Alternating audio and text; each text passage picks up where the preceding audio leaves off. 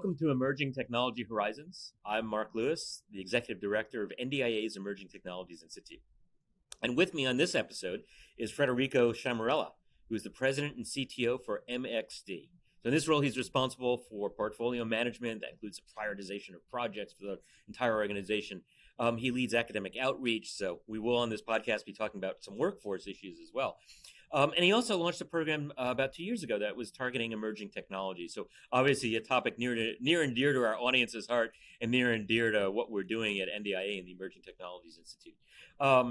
Prior to joining his institute, Federico served as the interim chair for mechanical engineering at Northern Illinois University's College of Engineering and Engineering Technology. Did that for 2 years. Was also director of the Advanced Research Materials and Manufacturing Laboratory with a particular focus on additive manufacturing. So also in emerging technology.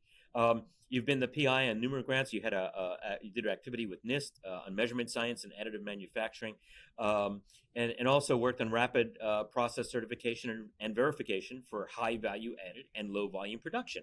So very interesting indeed. I'm also served as a competency area manager for the Laser Materials Processing Group in the National Laser Center at the Council for Scientific and Industrial Research in Pretoria, South Africa. So you have international experience as well. So Federico, thank you so much for joining us for this podcast. Let me start by asking, could you tell us about your institute? What do you do and how do you do it? Absolutely. Thank you, Mark, for having me. It's such an honor and pleasure. So yeah, we're MxD, that's manufacturing times digital. We like to say this is where innovative manufacturers go to forge their futures. So really, we're a public-private partnership. We're one of 16 of the innovation institutes that was started under President Obama with this initiative to create these national networks. And so our focus is specifically on digital manufacturing. So really, the goal from design to future factory to supply chain, we do a number of things. We actually provide funding for research opportunities. We generally like to say we try to tackle problems that are too large for any one entity to solve alone. And so we have those projects. We do a tremendous amount in workforce as well. And as the National Center for Digital Manufacturing, we also, a few years back, were designated by DoD as the National Center for Cybersecurity and Manufacturing. So cyber is a huge deal to us as well, because you can't really do digital without doing cyber. So really, we're a convener, right, trying to bring together this ecosystem of U.S. manufacturers who are on this journey of digital manufacturing and trying to raise the tide for all the manufacturers here. And that's really our mission, is to help U.S. manufacturers with their digital transformation and make sure we do that securely. And here at ETI, we've done some work on digital engineering, digital transformation. We recently did a white paper on digital engineering that was led by Jim Faist, one of my former Pentagon colleagues. And one of the things, the consensus just keeps coming back, that it's one of the keys to improving acquisition, to delivering technologies more rapidly, more effectively, improving sustainment. So you're obviously on a very, very timely topic indeed. Could you tell us a little bit more about the work you're doing in digital transformation and specifically with the DoD? Yeah, so really it encompasses all different levels, right? So as I mentioned, looking at aspects from design, so we have project calls, actually one that's about to be down selected. This is called the AI Design Advisor. So how does a designer leverage AI to look down the supply chain? So as they're making decisions on a part, that they know what the ramifications might be downstream, right? So that's going to be a very exciting project coming around. We are currently doing quite a bit of work actually in supply chain. So we've historically funded about 12 projects over the kind of 6-7 years of our lifetime, but we have two in particular right now that are extremely exciting. One is that's funded by through the CARES Act. This is the Supply Chain Risk Alert 2, we call it, because we did a first iteration through our own funding. And that was really nice, because what that did was it helped people that had to make decisions on risks and provided information in a matter of minutes with regards to weather or transportation. And this second one is really looking at now different sources of data, not just weather risk, but transportation and logistics. And we're now using an AI algorithm that can put all this information and kind of look at potential disruptions in the supply chain so they can detect these delays early on and really understand what they need to do.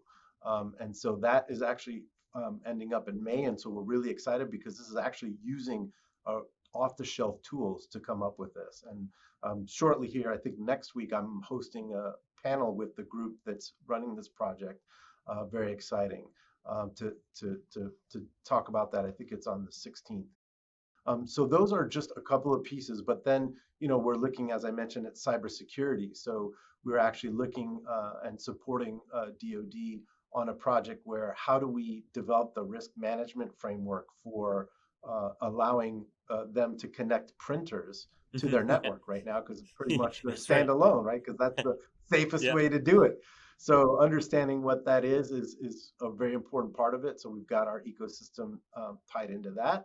And then another interesting project that we're doing right now is standing up a marketplace. So we are looking at how these small manufacturers, which serves a large part of the DoD, right? I would say about 75% are 25 or less employees. So they're definitely not going to have someone that's a cyber expert. So this marketplace allows you to do a lot of low cost assessments, and then it tells you where your gaps are. And this could be connected to CMMC, for example, if they need to do some CMMC requirements. And so it really walks you through that process. And we're now currently using some entrants to test out and get all these things going. But we'll have a launch here in the next few months, I think in Q2. So we're really excited. So as you can see, we got a lot of different projects right now that are trying to address these critical issues, right? Cyber, supply chain, design, and decision making. So those are just some of the things. We actually have about, I want to say, 40 projects right now in execution from all different aspects, including the workforce. Outstanding. Supply chain, of course, an extraordinarily timely subject. It's something that, Yes. again, at NDIA, we've been focusing on specifically looking at the supply chain for emerging technologies. One of the things that obviously we found with the pandemic, we found we were surprised in some cases by vulnerabilities that we hadn't even anticipated. Do you see yourself being able to predict vulnerabilities, identify vulnerabilities using your tools that maybe other techniques had not identified? Yeah, absolutely. No, and those are the things I think that we want to glean and learn from this current project that we're running, right? Because we actually have 5 pilot manufacturers that are testing out the tools. So we have Dow, we have Oshkosh, we have Lockheed, we have DLA, which is a large component that does a lot of different things. And then we actually have a small business, GeoBit, I believe that's her name, and they are now all using this tool to understand effectively how it's working for them and identifying these risks in their different supply chain. So it's really exciting to see where this is going to end up with regards to Yeah, the no, program. absolutely. You mentioned cyber. Of course, the department has the CMMC protocols that have been a little bit controversial. I know you were involved in that to a certain extent. Could you tell us about your work there? Yeah, so really we are just trying to be that intermediary between what is being laid out in terms of the CMMC and kind of what we're hearing from our members and our customers, and really trying to understand, where is that balance that, we need to have the safety, right? But we also don't want it to be too burdensome, right? Or too costly for, our SMMs. And I think those are really some of the main concerns. So really just understanding those pieces, and that's why I say this marketplace is such a one of the tools that I think will be great because it allows you to go through this analysis, right? Lets you look at this information, and then really also enables you to make decisions, right? So if you can make an improvement, it'll show you maybe there's a low cost or no cost solution there, and it really gives you an idea of where you're at with those standards. So again, we take this information, we try to feed it back to those that are involved on the government side with the CMMC. And then, as I said, as we are learning, we're going back and also trying to make companies understand that, we have to have some level, right, of security, because you're secure is you're strong as your weakest link, right? So and you don't know where that can come from or how it can come, right? These adversaries are looking at everything and anything. So we're just trying to understand those pieces, make those connection points, and really provide tools like this marketplace to help them, the manufacturers connect Right. those So in the dots. department, of course, there was a big push for zero trust to try to address Yes, some of those vulnerabilities, and still right. still a work in progress, I would say. But yeah, It always is, right? It's never going to be perfect, but you got to start okay. somewhere, right? And you have to understand that, like we tell our members and those that we go out, we have an awareness campaign actually ongoing right now. It's not a matter if you get hacked, but it's a matter of when you Right. get hacked. So having that mentality and knowing how you're designing your systems for that in mind, and really what are the pieces that you can do. And I think the other point, just to clarify, so one thing is to be compliant with, say, something like CMMC, but that doesn't guarantee your Right. safety Right. either, Right. right? And so making sure people understand compliance doesn't always equate to safetiness. So it's understanding that we have to have some pieces in place so that everyone has a way to understand what level they're at, or what their capabilities are, but it doesn't always guarantee that you're going to be good to go either. Yeah. So it's an ongoing process. It's a journey. Absolutely. We would often argue that one of the hard lessons learned is that it's actually the insider threat that can be Yeah, the biggest threat that you face. So exactly. handling that, uh, Yeah, especially even yeah. unintentionally, Oh yeah. right? So it is workforce, awareness and training. So those are some of the pieces that we do, with regards to our awareness campaign, is making them know here are some simple things, right? Even low cost things that you can do, and training your people is one of them. Right. Absolutely. The story about a number of years ago, there was a cyber war game exercise where the red team was able to hack into the blue team by showing up at their physical location dressed up as repairmen, and say, we're here to fix your That's right. system, and plugged in their USB Yep. and off they went. Off the So wet. Yeah. absolutely. Yeah, So absolutely. a little bit about your membership. How tell me about that side of the organization. How to Yeah. Yeah, so as I mentioned, we're a public-private partnership. So we have just over 320 members. We have them in different categories. We have our tier one and tier two members. And then really the bulk of them come through our academic partners as well as our tier threes. Um, and so those are really important because those are the ones that at times need the most help in terms of their digital transformation, or even understanding what that is, or how they can take advantage of these technologies. And so that ecosystem encompasses, whether manufacturers or providers, or even, as I said, academics that are doing cutting edge. How do we connect them? And that was that program that I started, is really to enable to have this space, right? This digital sandbox, if you will, where the members can play together and feel comfortable. Generally, we're operating in a TRL 4 to 7, so that's pre-competitive, right? hmm So, hmm so understanding that everyone is going to benefit from these things, and really, at the end of the day, it's advancing these technologies and our understanding of how these technologies can be So utilized. who are your key academic partners? Yeah, gosh, we've got over 30, so I'm going to feel Okay. bad if I skip them out. Yeah, But if Northern, you leave I'd someone love out, to we'll say tell them now not is to be one. offended. Yeah. Yeah, no, Northern is one, but we've got MIT, we've got Michigan, we've got Northwestern, we've got a kind of spanning all over the country. I think the other thing is we're starting to add a lot of community colleges, right? Because we understand the importance of them. So we're doing a great program right now from our workforce program with Sinclair Community College that does an outstanding job in training.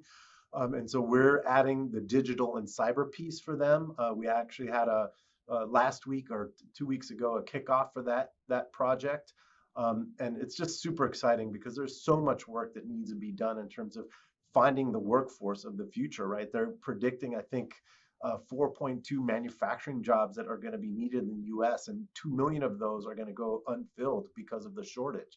So we really, really have to come across the board. So I mentioned some of the community colleges, and I think the other thing that we've always tried to do, but given the last few years we're in, is engaging HBCUs as well. And so we've got North Carolina A&T on board right now, also doing a program with them. Um, we've launched, or we're about to launch, what's called our virtual training center. So this is coursework that our academic providers can give us that we then use both in cybersecurity and in digital workforce. So that really enables these academics to reach out to a larger group of individuals. So some of it will be a majority of it probably asynchronous, but there may be some coursework that again, depending on the time, it could be synchronous. Our members are really the ones, as I said, where they're forging their future in this space because they understand it, they get it. We just had last year EY join, for example. Very excited, very engaged. They're going to have a great space actually on our factory floor. So I failed to mention we have a 22,000 square foot demonstration factory floor where we put these digital tools into practice so people can physically see what it means to be involved in digital manufacturing in Industry 4.0. Demystifying that is so important at this stage for especially those early entrants. And then the ones that are already in it, as I mentioned, EY that does a lot of work in this space, they see the connectivity across the floor and want to share that with their customers. And so you see, as I said, these EYs, the Microsofts, the Siemens, Boeing, all working together to kind of help tell this comprehensive story. And it's really exciting. I mean, we have a great membership base. And actually, I know we've spoken quite a bit with NDIA at different groups and interacting with them. So really excited to expand this. I bring them up because we have other non-government organizations like yours, SME, and then government agencies like DLA and partnerships where we're trying to help complete that story of what digital and what cyber means for them. So does that mean, so can additional companies, universities, organizations join the institute? Yes. Oh, absolutely. Yeah. So we make it fairly easy for membership in terms of, especially for tier threes. Our membership is $500 a year. Academic partner, it's about $7,000. We've tried to very simplify this process and to enable people at all levels to get in, because that's really the ones that we need to get involved, right? Especially for the workforce, especially for the SMMs, they are the lifeline, as you very well know, of this economy in this country. So if we can't help them survive and pivot to this digital workspace, then we're all going to be in quite a bit of trouble. I assume if, let's say, one of our NDIA members wants to join, they can go to your website? Yes, absolutely. Okay. Absolutely, yes. Okay. Yeah, okay. mxdusa.org. Thank you, yes. Yes, and you did not pay for that commercial announcement. I just want to make that clear. So hey, I want to switch gears a little bit. So I want to come back to, you talked about all the work that you're doing on workforce development, the HBCUs, community colleges, which I absolutely love, because as a university professor myself, I tend to think in terms of undergraduate degrees, graduate degrees, master's, PhD, but often it is at the community college level, the technical schools where we need to be reinvesting, we need to be focusing across the board. What will it take to build that future workforce? What steps are you taking, and where are you going? Yeah. So I think, my director, Liz Stuck, she's done such a great job over the last few years. They really put it as, and now, of course, I forget, but it's define, develop, and do. So these are the three things. And anything we're going to do, it's going to take the entire community to do. So it's not just the academic partners, it's the local key stakeholders, right? Or it could be other organizations, it could be government organizations, and then the industry. So you need all those three individuals at the table. Now, I know that's not always easy, but certainly if you want to have meaningful transformation, particularly in workforce, you got to have everyone at the table.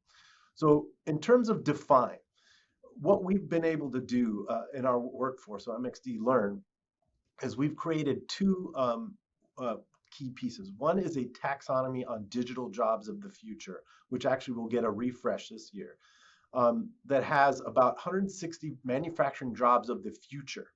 Okay, and they have defined roles, and you can download that for free on our website. I can give you the links later. The other one that we just created was the hiring guide, and that's specifically on cybersecurity roles in manufacturing. And we identified 247 roles in that space. And what's great about this is you have the definition. What are these jobs? What are the skill sets needed? And what are the pathways to get there? Okay, so that's defined. Now we go to develop. So over the last few years, we've developed course content that now corresponds to some of those roles. Okay, so in partnership with UMBC, we developed the CIMOT program. So that's cybersecurity for manufacturing and operational technology. It's actually 3 modules. And at the end of that, you get actually a certificate that lets people know you have the skill sets that are needed for that particular role, which is critical in manufacturing in terms of securing your OT, that operational technology. So many people are familiar with the IT side, but the physical hardware also needs to be secure, and there's a huge demand in that. So that's the develop part. So we've now developed these programs that people can take, and that's really where the do now comes in, where we've now enabled, as I mentioned, this virtual training center that we will launch that will have courses like CIMOT, that will have some digital design programs that we're doing with Drexel and other things, as I mentioned, with Sinclair Community College. As we learn and get this content, we will now share that so people can do it, right? And really get to the heart. So it's understanding that if you have those pieces in place, it really enables everyone to be involved in that discussion. We don't have it all solved, right? Because there are a lot of intricacies and messy pieces to that. But I think to your point, we as former professors need to look down and support all the things that are coming from the community colleges and other organizations that do training. There's a great program in Tennessee called Pivot Tech, where 2 young men have established a program that are helping people literally pivot from traditional jobs to cyber or technology jobs. And they're a startup and they're doing great work. And so I think taking that community, taking that the community colleges and all these things and putting them together really helps us potentially address these gaps, because we have to look at non-traditional people, in terms of people that don't even know that opportunities exist in these spaces for not just jobs but careers, right? That can be fulfilling. And quite honestly, as I always would tell my students when I taught, 6-figure careers, right? Which to them, that's a lot of money. That's transformational money. So I think those are the things that we think about as it comes to MXD Learn and what we're trying to do.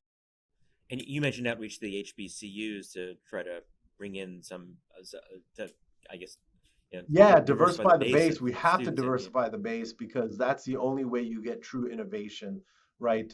We want people that think and do things differently, do things creatively, and the statistics show that as you have a diverse workforce, much as we do here at MXD. Chandra, our CEO, a female, our SLT, 2/3 of our VPs are female, and you go down the board and you'll see quite a diverse background. And I think that's why we've been so successful here at MXD as we're doing these things. We're not just saying this should be done, we're actually doing it as well. Right. Excellent. A lot has been written recently, actually in the last few years, about the decline, for example, in the number of women in computer science departments. Numbers are actually decreasing, not increasing.